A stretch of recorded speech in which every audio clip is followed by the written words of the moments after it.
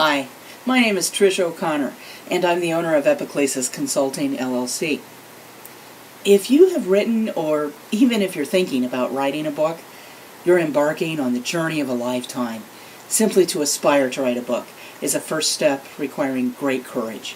Most people who dream of writing never really begin, and most who begin never finish their book. Most who finish will never be published. Yet publication is what almost all authors dream of from the time they take that first step. Knowing the 4 business models covered in this video will help equip you for that journey. Such details as electronic versus physical publication or print on demand versus offset printing really are minor compared with knowing a commercial from a nonprofit press or self-publication from a vanity press. Now, if you would like to look only at 1 or 2 of the models, you're probably best served by the playlist called Publication Models and Publishing, where they're separate videos, but this video will give you a comprehensive look at all 4. What's a business model? In the most basic terms, a business model is a description of a process that pumps money in and out to achieve a mission. The model shows the mission of the business, how it performs the mission, and how the flow of money relates to the mission. The mission of a for-profit business is always to make a profit. A nonprofit will have a different mission, such as feeding the hungry. The unspoken primary mission of any organization is to survive. The decision makers normally end up doing, first of all, what it takes to survive as an organization, and then what it takes to perform the explicit mission of the organization. Now, there are almost as many ways of performing a mission as there are businesses. That's the pump part. It can be as basic as make something, then sell it. How the money relates to performing its mission is, first of all, where does the money come from? And where does it go? In the real world, it can't be quite this simple. There's always a cost to making a product or performing a service. The money coming in to cover costs doesn't come from nowhere. Some of the money from sales must go back in to close the circle. A for-profit business needs to keep enough coming in to eliminate the need for any outside funds. Let's take a look at the first of the 4 models, commercial publishers. That is, publication houses operating to earn a profit for shareholders or owners. This would include not only the huge publishers that you've heard the names of and seen at every bookstore, but also small imprints of those big companies, as well as independent or indie presses. The mission of a commercial publishing house is always to earn a profit. It performs that mission by first acquiring the rights to a book manuscript from the author who wrote it, then edits and typesets the book, creates physical or electronic copies. It then markets the book to potential readers. It sells the book perhaps directly to readers or to bookstores through distributors, and it may sell to libraries. Money relates to the mission in that, first of all, they buy the rights from the author, usually as a percentage of sales. This is called royalties. They may pay the author an advance against the royalties, and then they will not pay the author any more until the royalties earned surpass the advance that was paid. If the earnings never do surpass the advance, the author still gets to keep the advance, but they'll probably find it more difficult to sell their next book on the same terms. The costs of publication are paid by the publisher. This includes the editing, the typesetting, the creation of either the physical or electronic books, as well as most of the marketing and the distribution. The money comes from the sale of the books. Some of the money from sales, as we said, goes to the author in the form of royalties, and some of it pays for the costs. The rest of it is profit, which is the real mission for which the business exists.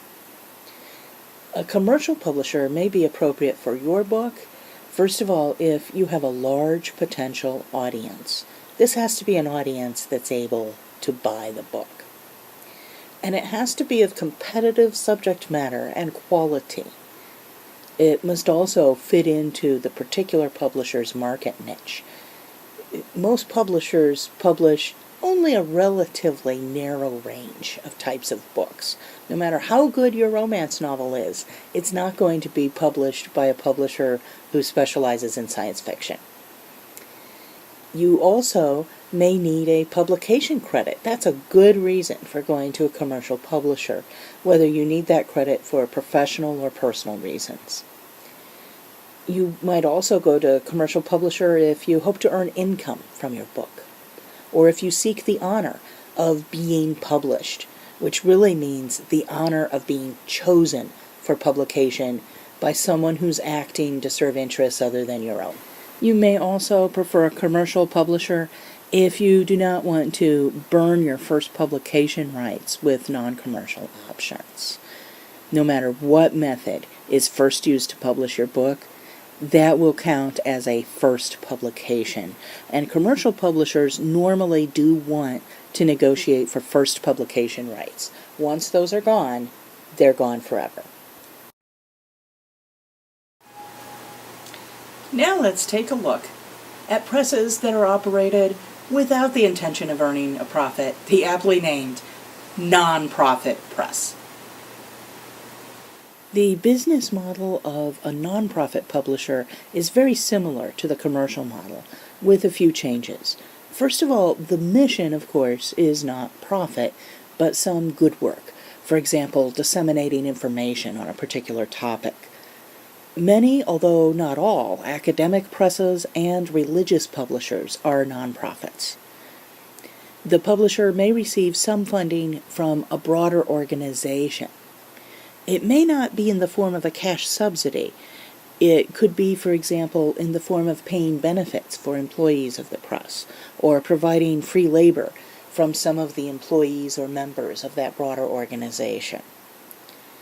Also, authors may be, but are not necessarily, unpaid or paid less than they would be at a commercial press. Remember, any organization's primary mission is to survive. So although the mission is not explicitly to make a profit, the mission needs to be aligned with the flow of money in some way. An organization that can achieve its own financial survival without performing its explicit mission will end up not performing its mission at all, no matter how good-hearted the decision makers are. For example, suppose the mission is to provide books to orphans, but the orphans aren't in a position to buy the books.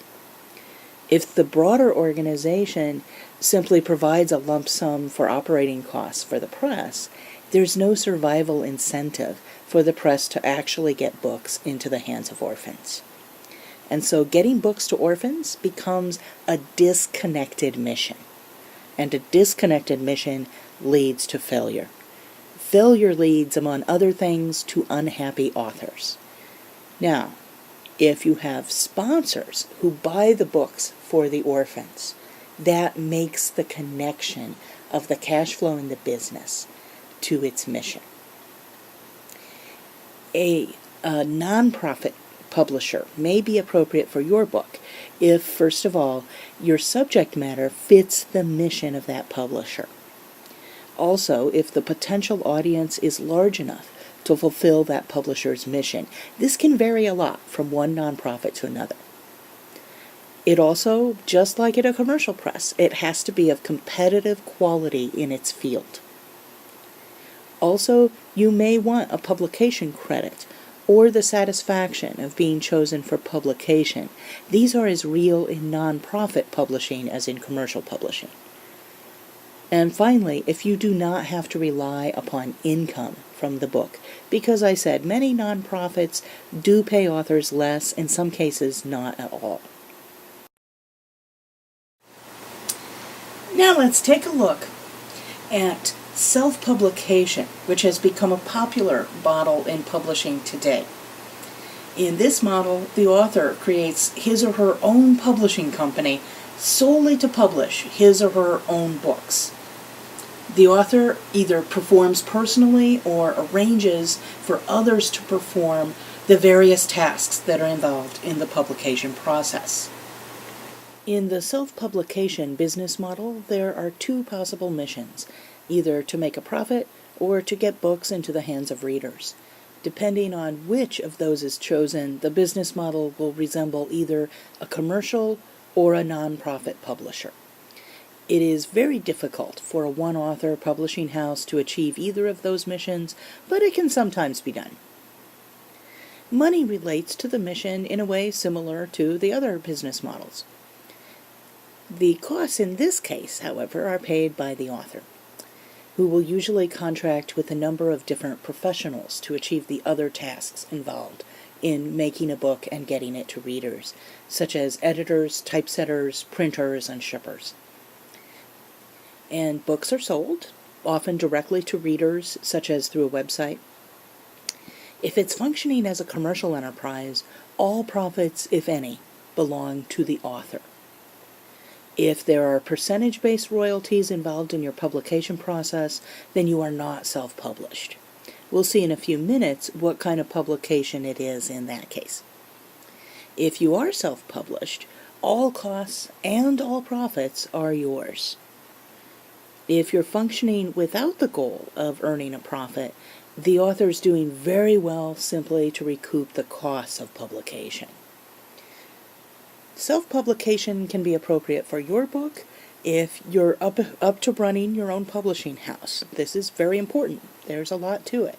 You're running your own business to do that. Also, if you want total control over the content, editorial standards, pricing, and marketing strategy for your book. And if you have channels for marketing your book to readers.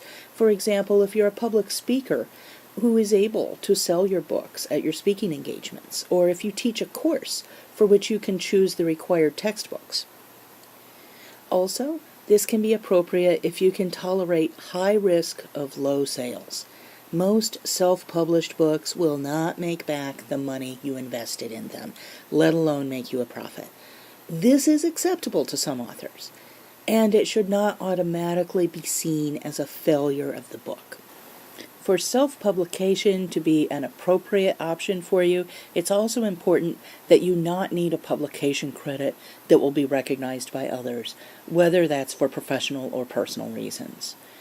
This goes right along with it's important you not be concerned about whether other people will consider you to be really published. Remember, when people are impressed because someone is a published author, it's really because someone else chose their work for publication. In this case, you chose your own work for publication. This is your right. After all, it's your publishing company. But this choice carries no stamp of approval from anyone. There's nothing wrong with wanting that stamp of approval.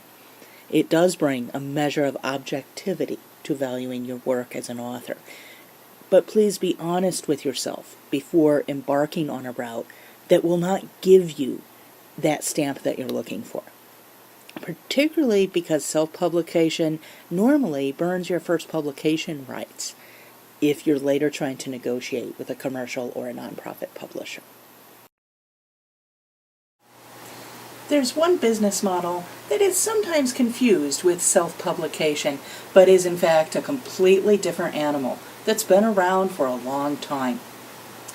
Let's for now call it a subsidy press.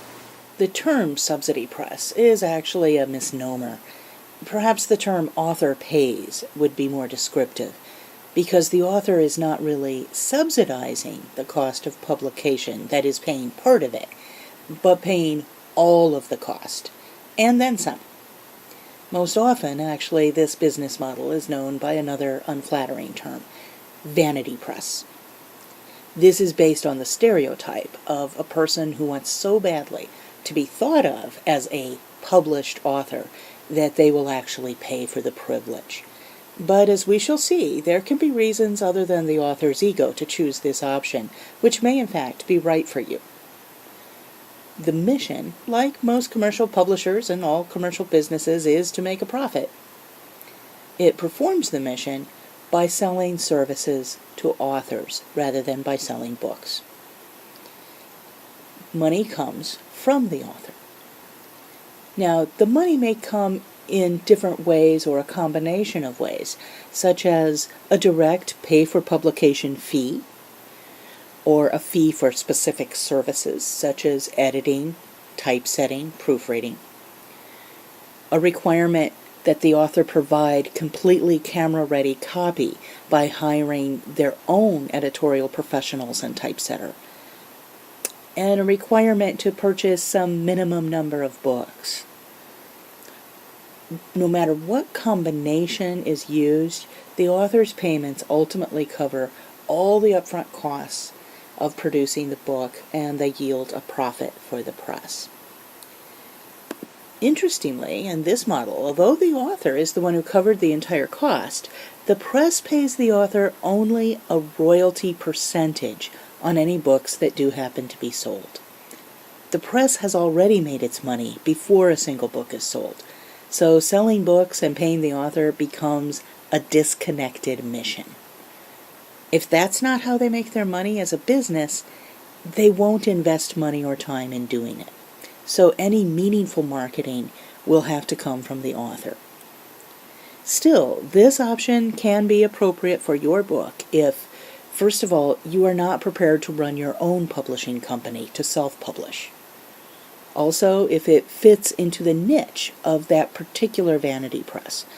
Some vanity presses do specialize. Some will publish literally anything, but many specialize in some particular type of book. Also, if your book has a limited audience, such as a family history that no one outside your family would really find interesting, or some arcane academic subject. Also, it can be appropriate if you have your own channel to that target audience, such as your students or members of your family, and if you can afford to pay the costs and can tolerate nearly certain low sales. Also, you must be able to tolerate the stigma of having paid for publication. Of course, it will not count for any kind of publication credit, whether for professional or personal reasons. Make sure you have carefully researched the particular press, including contacting their former clients, because some presses have been known to cheat authors. And it's not only money that's on the line. To many, perhaps most authors, their book is their baby. You want it handled with respect, whether anyone will end up buying it or not. Finally, your work is not suitable for a commercial or nonprofit press. That's a pretty good reason to consider a vanity press, and that can be because of its quality or because of its subject matter. It's important to be honest with yourself about this. Remember, even if nobody buys the book, this will burn your first publication rights, making your book less attractive later on to traditional publishers, not more attractive. There's nothing so sad to a freelance editor like myself as working on a manuscript that had the potential to reach a commercial or nonprofit publisher, but was taken by its author to a vanity press without even trying to find another type of publisher. But there's nothing so sad to many authors as writing a book that's seen by no one at all, even if the only way for it to be seen was by paying for its production. You must make the decision that's right for you and your book, and put the concerns of other people behind you. The type of publisher that's right for one book and one author may not be right for another. Go into the process of deciding which is appropriate for you and your work with your eyes wide open. Not everyone you encounter will be honest with you, so you must be honest with yourself, both about your book's quality and potential, and about your own hopes and dreams. No matter what type of publisher is right for you, you want your work to be the best that it can be, and the right editor can help. At Epiclesis Consulting, we're here to enhance spiritual communication.